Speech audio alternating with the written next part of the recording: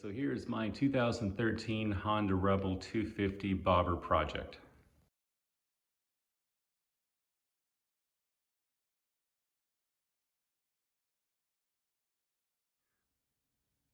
Okay, as a first step, we're going to remove the fender, the bar end pieces, the two mirrors, and the reflectors. So for the fender, all you need is a 10mm wrench. You'll see in here there are 4 bolts. There's one here, one behind it, and then same 2 on the other side, here and here. So go ahead and loosen those off, take your fender off. For the reflectors, all you have to do is, at least on my bike, you just spin them counterclockwise and take those off. For the bar end pieces, there is a Phillips screw at the end of this. So just loosen this up, and then you'll need to twist back and forth and pull each of these out on each side. And lastly, we're gonna take off the mirrors, and you're gonna need a 17mm wrench, and just unscrew those counterclockwise and take those out. As a quick mention, on the front fender, there is this metal loop that holds the front brake line and the odometer cable. I'm the second owner of this bike, so somebody must have taken these off prior and they zip tied it to the front fork. But just real quick, so all you would need to do to remove the cables from this holder is on the odometer, you come up here with a wrench and just loosen this from the odometer. You'll be able to pull that out and route it out of this holder. And then for the front brake, you can either remove it here, you can take off this nut, this bolt, and take it out of here, or you can do it from up top. As you can see here, it's the same thing. You would take that out.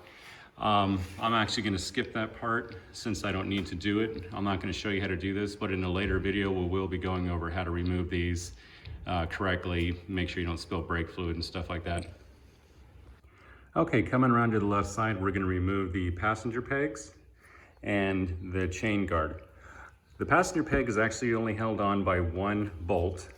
This assembly here is one bracket that holds the exhaust and the passenger pegs, but to take the passenger peg off, all you need is a 14mm socket, and take it off on this side as well as the other. For the chain guard, we have 3 bolts. One here, one back here, and then if you see, I'll lift the chain, right there is the 3rd one, right back in here. And this is going to be an 8mm socket. So take those 3 out and you'll get the chain guard off and the 2 bolts for the passenger pegs. On the passenger peg, once you take this 14mm bolt out, you'll notice there's a metal spacer in here. What you can do is just push that over to one side, grab some needle nose, and just take that out. All right, let's move on to the seat. So for the rear seat, you'll see you have an 8mm bolt here, and one on the other side. All right, once you got that second bolt out here, just grab the seat, lift up, and pull back and slide it out. Next step is to grab a 12mm wrench and take out each of these 2 screws here and here. Just as a note, the 2 bolts on my seat were actually in pretty tight, so what I did is I put the wrench over the bolt and grabbed a rubber mallet, and if you just tap, you get that sort of little bit of leverage, a little bit of extra torque. Should loosen those 2 bolts right up. Okay, now we got these 2 bolts out, same thing as the other seat, just lift up, slide it right off. One thing I like to do, since this fender's coming off and going in storage, is take your bolts, any hardware you take off the bike, and just thread them back in.